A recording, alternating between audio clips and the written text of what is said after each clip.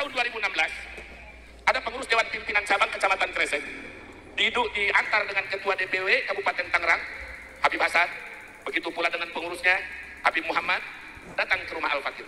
Kalau mengenai calon mencalon itu, Mas Rifki, keluarga saya ini ya selain dari keluarga pesantren santri juga keluarga banyak politisi.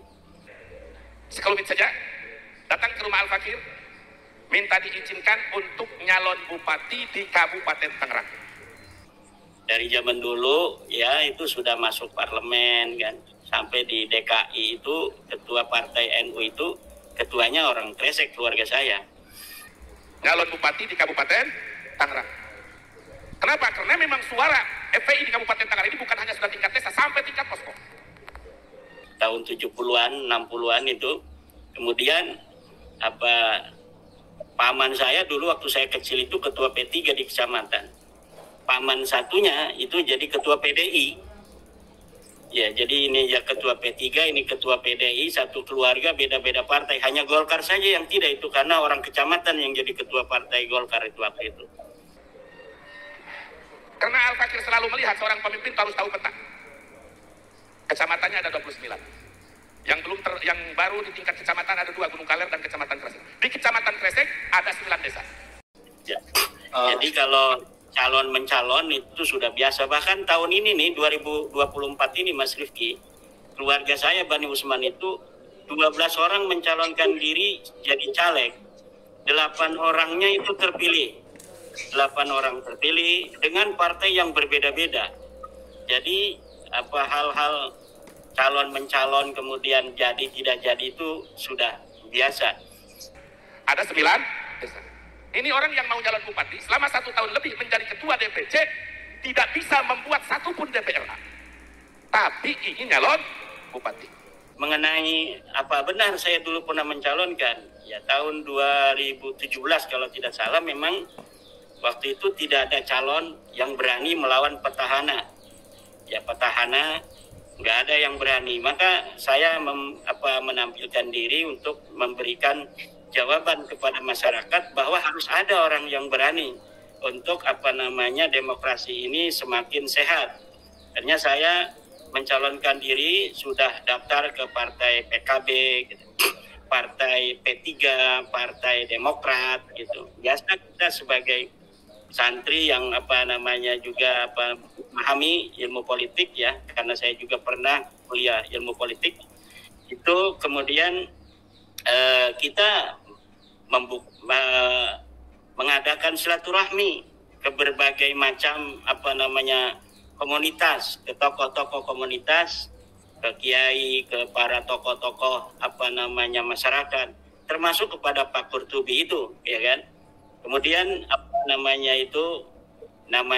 orang yang mencalonkan diri yang memang harus sering sowan-sowan kepada para tokoh untuk mendapatkan dukungan politik kan.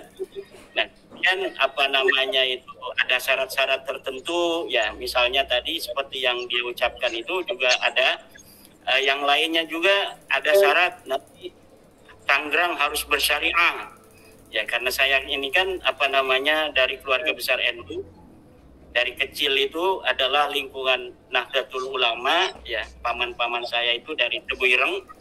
Kemudian kita diajari agama itu agama yang substansialisme, bukan agama formalisme, di mana simbol-simbol keagamaan itu tidak terlalu penting daripada isinya, yaitu yang itu ditanamkan oleh ajaran-ajaran Nahdlatul Ulama. Ini tahun 1936 di Kresek itu sudah ada majelis wakil cabang. Kiai Muhammad Amin, bapaknya Kiai Ma'ruf Amin itu datang dari Mekah tahun 1936 itu langsung menyusun kepengurusan tingkat kecamatan MWCNU. Saya pun kan tahun 2006 itu ketua majelis wakil cabang NU di Kecamatan Kresek. Ya. Akhirnya karena itu ada syarat-syarat tertentu, harus bikin FPI di tingkat desa dan lain sebagainya. Ya saya kan kader NU, saya lebih menjadikan ajaran-ajaran Nahdlatul Ulama inilah yang harus menyebar di tengah-tengah masyarakat. Karena ajaran Nahdlatul Ulama adalah ajaran-ajaran yang telah terbukti sebagai ajaran yang mampu membawa keberagamaan di Indonesia seperti sekarang ini.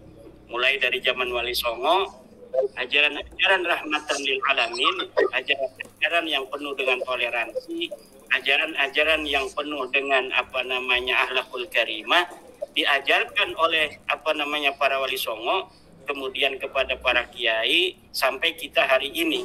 Jadi saya lebih mengedepankan bagaimana ajaran-ajaran Nahdlatul Ulama di kampung saya ini untuk semakin menyebar. Ya, itu sebenarnya begitu. Ini sebenarnya pengalian isu saja, Mas Rifki ini. Sebenarnya itu bom nuklirnya itu belum berani dikirimkan.